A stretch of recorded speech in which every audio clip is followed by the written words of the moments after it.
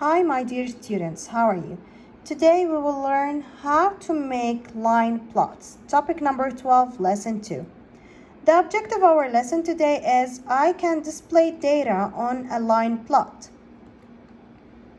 So look at this question. A fifth grade class recorded the height of each student. How could you organize the data?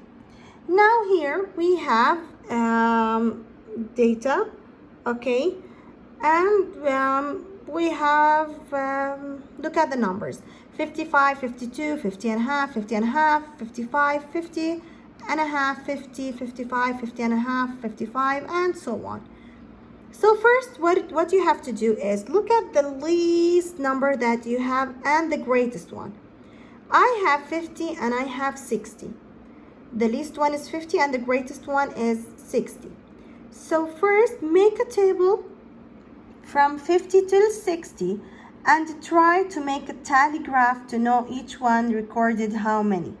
Okay, so the heights, how many times repeated. Now look at this line plot. I draw a line plot here. Forget about 48, it's not important. You can start from 50 only. Then I skip count by 2, 50, 52, 54, 56, 58, and 60. Then I will look at the numbers, 55, 52. I will come here to 55. It is between 54 and 56. I will draw a dot above 55. 52, so I will go and draw a dot above 52. Then I have 50 and a half. Look at these, 50 and a half repeated 1, 2, 3, 4, 5, 6 times. So in this case, what am I going to do? I don't have 50 and a half, right? So here is 50 and here's 51. So between them is 50 and a half.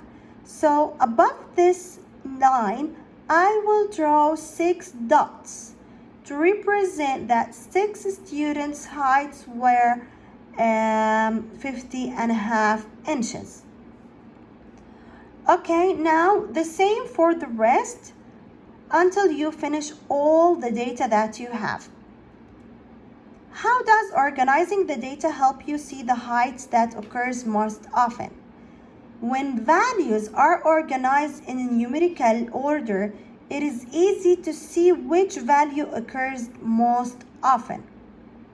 When I organize them, of course, I can see everything and everything will be more clear for me. So in this case, I can see it easy that which values occurs more often. Now look at this question to be more clear.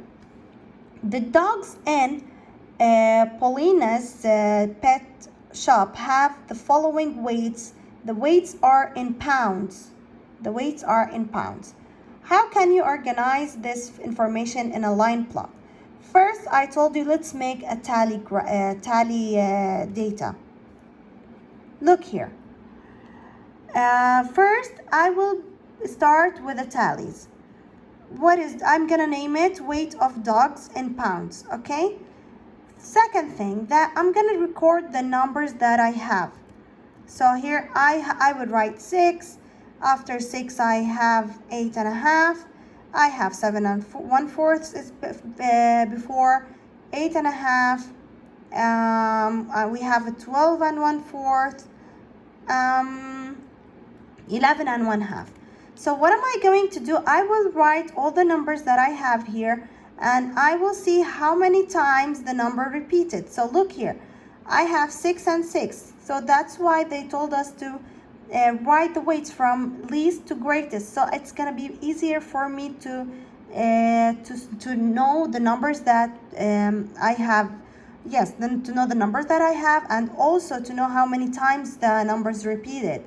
So 6 is has repeated 2 times. So 1, 2. 7 and 1/4 1 time. 8 and a half 3 times. So 3 times. 11 and 1/2 1 time. 12 and 1/4 5 times. So in this case, it's gonna be easier for me to sort them on the line plot. First, I will draw the line plot. I will name it with weights of dogs. Down, these are the numbers of what? Numbers of pounds. So I will write under the line pounds. Okay, I will look at the number or the numbers that I have. I have from 6 till 12, okay? So I can start it from 5 or from 6, it is okay, till 13. Why till 13? Because here I have a 12 and 1/4. It's not only 12, so I will complete it till 13, sorry. Now I will start placing the numbers or the dots, sorry. 6 repeated 2 times, so 2 dots above 6. 4 or 7 and 1/4. Okay, now think about this. Do you remember in grade 3 when we used to cut the number line according to the fraction that we have? So here we have 1/4. 1/4, that means I will cut the number line into 4 equal parts, right?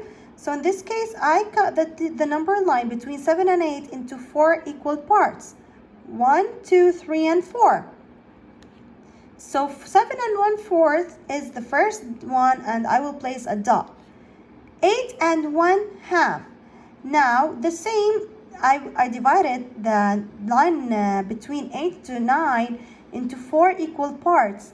But do you remember that when we said before that 2/4 is equals to 1/2? So here's the half, right? Here's 8.5. I will place 3 numbers above, so 3 dots above 8.5. 11.5, the same. It is divided into 4 equal parts, but 2/4 is equivalent to 1/2. So I will place 1 dot above 11 and 1/2, or 11 and 2/4.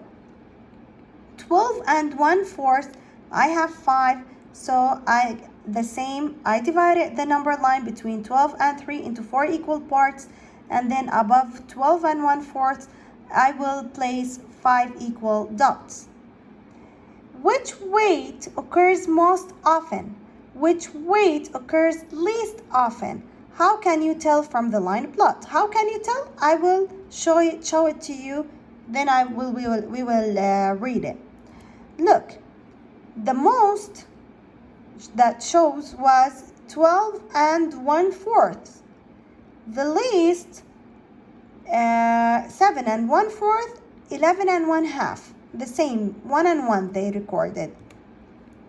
So the weight with the most dots occurs most often.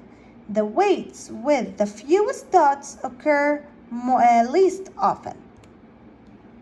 In the line plot of dog weights on the previous page, what does each dot represent?